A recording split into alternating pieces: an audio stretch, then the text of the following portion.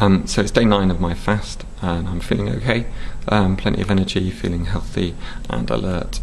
And I've been really inspired by what other people have been doing around the country. So I've come today to St Nick's Church in Nottingham, and they've arranged for a vigil for somebody to fast every day, but they've got a prayer station here as well. And so it's knowing stuff like this is going on has been great, because it's raising awareness of the crisis of hunger in Britain amongst people of faith and of good faith. And they've arranged these stations so that people can respond, whether they're Christians or not. So have a look at a few of those. Physically, I'm all right, and my stillnesses, my silences, I've got a little bit better at staying and having meditation. So that part of the fast is really helping me. So this is the first of the 4 prayer stations at St Nick's Church for End Hunger Fast.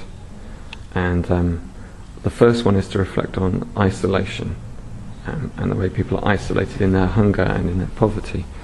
And they've used snow globes as a way of doing that. So to think about the way people are isolated in their own bubble and not supported, and as a nation and as neighbours that we need to support one another and help one another.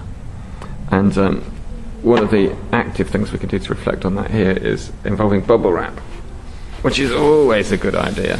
So each time we pop a piece of bubble wrap, we think about somebody who is isolated, like an older person, for example, who has to choose between heating or eating, and they only are able to heat one room because they're going hungry and older, they don't have the energy to get out.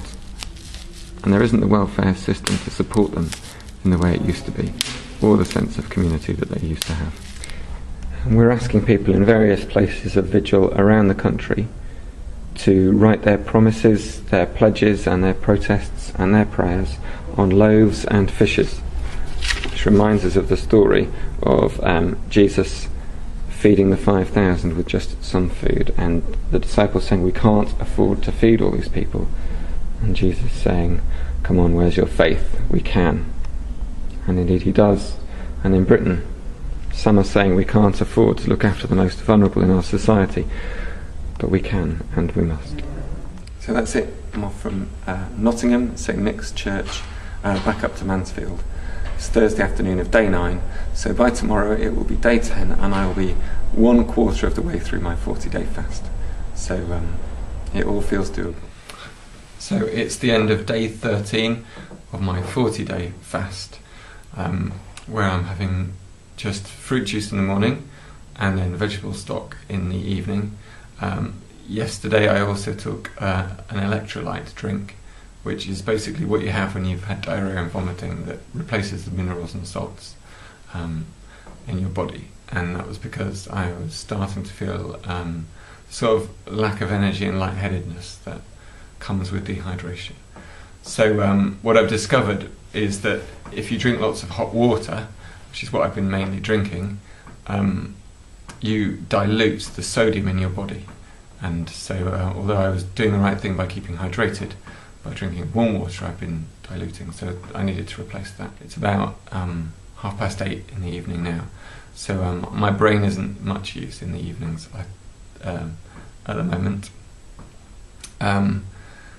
The campaign is going really, really well, I think. We've got loads of support, loads of people signing up for our National Day of Fasting.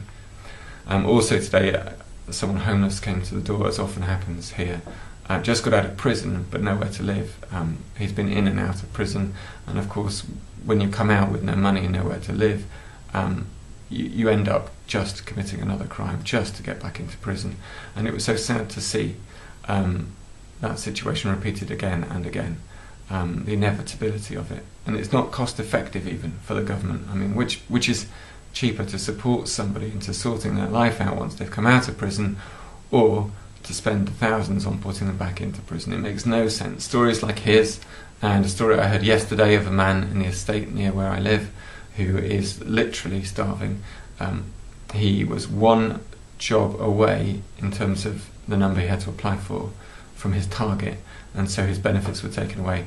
After his incapacity benefit had already been taken away, he has no money for fuel or for food. And some members of St Peter's have brought him some food, and then from St Mark's as well today. But we can't do that for the 500,000 people who are going hungry.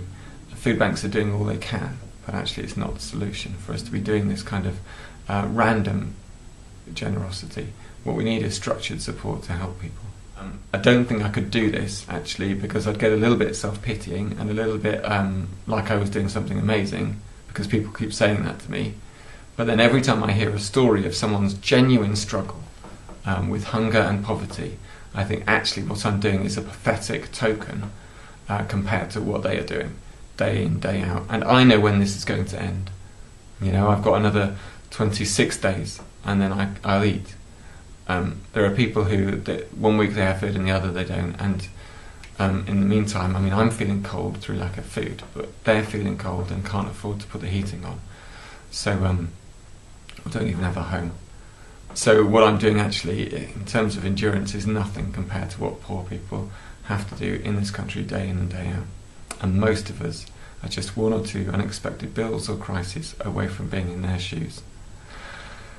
So I can carry on knowing that actually what I'm doing is nothing, and it's simply an act of prayer and solidarity for a moment. It should talk a little bit as well about how I'm feeling about not having food, and mostly I'm okay, but today is the first day when I've really started to pine again for food. So I really need to get my head back into a space where I'm okay with not having food.